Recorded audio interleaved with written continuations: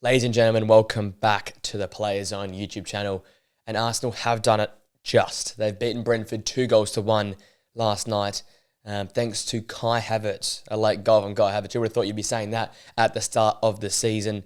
They have done it though. They've gone now top of the Premier League by 1 point over Liverpool and 2 points over Manchester City. The two teams obviously play tonight, but it makes the game even bigger because you don't want to be trailing in this title race. It feels like whoever's got that top spot has a bit of momentum, has a bit going their way, and Arsenal have got that currently. When you play before your other two teams you're competing against, it's pretty simple. You just have to get the job done, and that's what they did last night.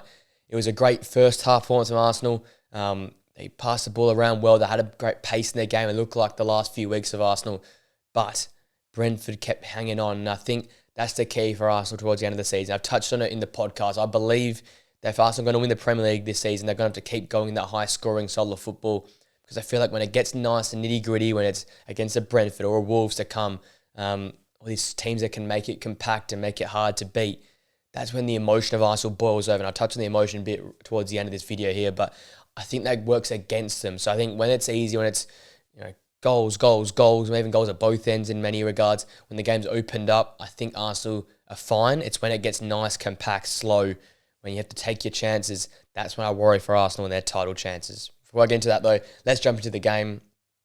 Straight away, Arsenal from minute one looked like they were going to score, and it took to the 19th minute, Ben White whipping a ball in that Declan Rice attacked, coming from outside the box, running towards in, through some defenders, maybe two or three defenders, find his spot, and then headed the ball home for a 1-0 lead, which was definitely deserved in the 19th minute. It could have been 2 by that point in time. It felt like they were just on top, foot to the throttle, and they continued to have some great chances. Kai Havertz had a great chance. Martin Odegaard was getting into dangerous areas. Once again, Declan Rice controlling the play from deep there, and you thought 1-0 at half-time, at least they got the lead, but they wouldn't have the lead going to half-time because Aaron Ramsdale took one too many touches, hesitated for half a second too long, and his pass out from the back was tackled into the back of the net by Visser. He put in a great sliding challenge, came off his foot into the back of the net.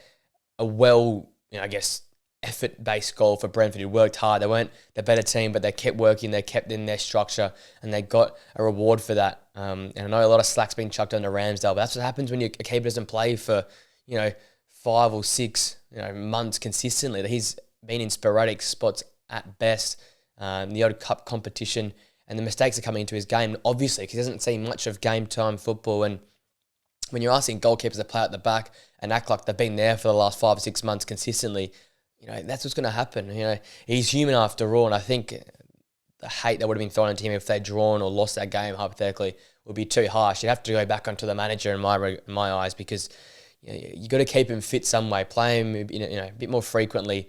It just hasn't quite happened there. And obviously, a goalkeeper number one is not number one, but if you know that Raya is going to be missing a few games because of the loan deal, get him at least some match fitness, playing a few games. They've had some games versus some bottom half teams across the last few weeks. Play him in the last 2 games versus Burnley and Sheffield United. Get him that match fitness, so when it comes to the big game versus Brentford, he's ready to go. I just think it would have been very harsh if Arsenal had blamed, or the Arsenal fans and the social media had blamed Aaron Ramsdale for them not picking up 3 points. He had made a mistake. That happens, but Arsenal fought back well. Second half, once again, it felt like all Arsenal was camped on their side of the pitch. It was in Brentford's own half. They were defending. One big chance came probably 10 minutes into the second half, and Ivan Toney just inside of Arsenal's own half. Took a long shot up. Ramsdale was off his line, probably on the edge of the area. Had to scurry back and get an important left hand onto it to keep that out of the net. So he sort of made up for his blushes a little bit there. That was a big moment for him and for Arsenal to keep the game at 1-1. Arsenal kept peppering away. Declan Rice hit the stanchion.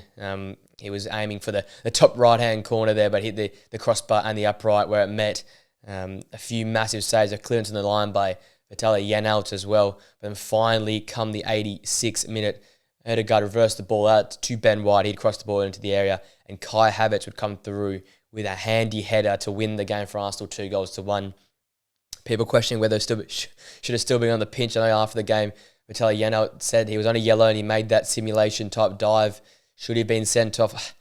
It's a real 50-50 one for me. I don't think there's enough in it. He obviously has dived, but I don't think it's enough to send him off. There's always a threshold there between a yellow and a second yellow. So I think he was fine to be on the pitch, but it just hurts when someone that could have been sent off ends up going and scoring the winner. So Brentford were not happy in that regard, but importantly for Arsenal, a massive 3 points, 2-1 in a tight game. And this is where I'll get onto my point now. That's why I kept saying for Arsenal to win the league, they'll have to score a lot of goals and win these games 3-1 and 4-2 and stuff like this. Because I think when they look their best and they continue to play great football, when they get reward for their attacking effort. In this game here, they probably started the game as good as they started the last 4 or 5 games, but they didn't quite get the goals to respond. And then when a mistake happens and, or some out of the blue, a team scores, it just gets really tense and pressurised. And obviously you're in a title race, it's going to happen, but it feels like everything's over-enhanced at Arsenal. The emotions just blowing out of proportion, whether it be the fans, the manager, the players. It just feels like every moment that is so tense from there on in. And then the release of emotion at full time obviously is a massive result, but you still got 10 games to go at the end of the season. They're acting, we touched on the Liverpool game, everyone having a go with that. I was fine with that. I think it was a little bit over the top there as well. But even at full time here, the reaction, the outpouring of emotion was just like, can you sustain it for the last 10 games of the season? You've got big teams. You've got Manchester United away to travel to. You've got Tottenham away to travel to. You've got Manchester City to play as well. And then you've got tougher games to touch on as well against those smaller teams. If you're going to keep this emotion all the way through the last 10 games of the season, it's just tiring. And I don't think it can continue that way. I think for Arsenal to be at their best, you score goals, you sort of dead the game. You make the game just flat and just you control it and have some fun with it. Because the last few games, when they score 2-0 up, you tell it, the game just loses that energy, that intensity because you know they're going to win. But last night when it went 1-1, everything, every moment, every opportunity, every chance missed felt like it was a massive big deal, and full time was a massive, outpouring of emotion from Arteta and the players. I just think you need to tone it back a little bit, because then if it does get close, and I think a lot of these games end the season off are got to be nice and tight. You don't want to be relying on emotion to get you through every single of those games. 4 or 5 games, that can get you done, but 10 games is a long time to be playing with this enhanced emotion, because it's just going to be draining for the players, draining for the fans, and draining for the manager. And I don't think that's a key to winning a Premier League title. You look at the other two teams, Klopp's got that whole post-match, but he's done that for years now. Like, it's set in. And Liverpool and Man City, they're workmanlike. They get the job done, and there's not much celebrations. There's on to the next game. There's on to the next.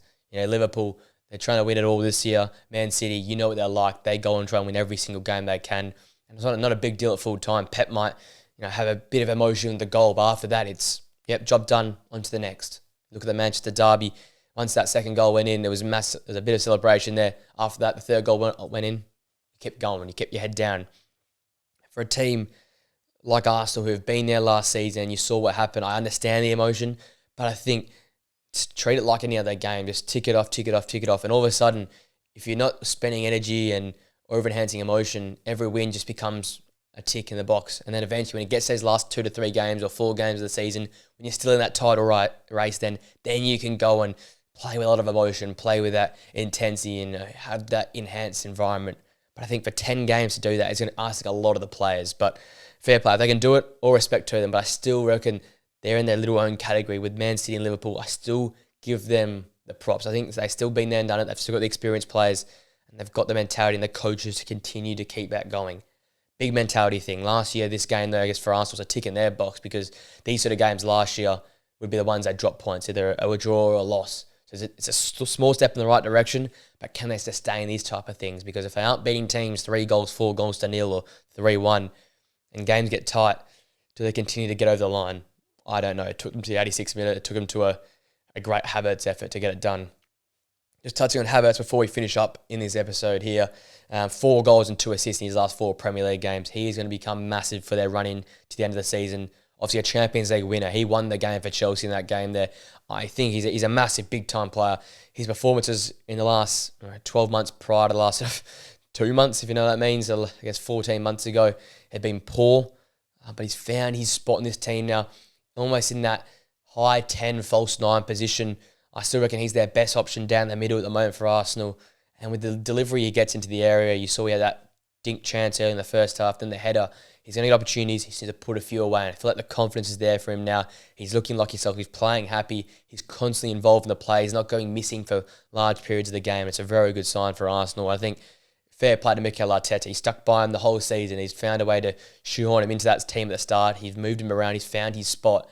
And now he's producing for him. And I think he could be the difference maker when it comes to the end of the season for Arsenal. As I'm talking about these emotion-filled games when it goes late, when it's 1-1, it's 0-0. A guy like Kai Havertz has so much ability and so much to his game. He's tall. He's a good finisher at times. He's got that ability with the ball at his feet. He could change a game for you late in a game and get you an important 3 points. So I think a massive sign that might prove to be the difference when it comes to the title race in the end. But he has been very, very important for them across the last month and will continue to be towards the back end of this season here.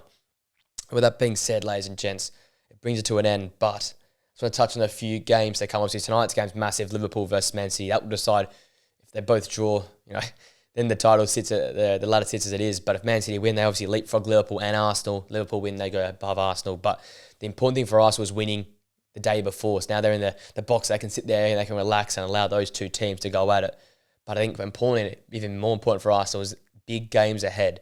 Obviously, they've got some of the big clubs. They've got Man City to come.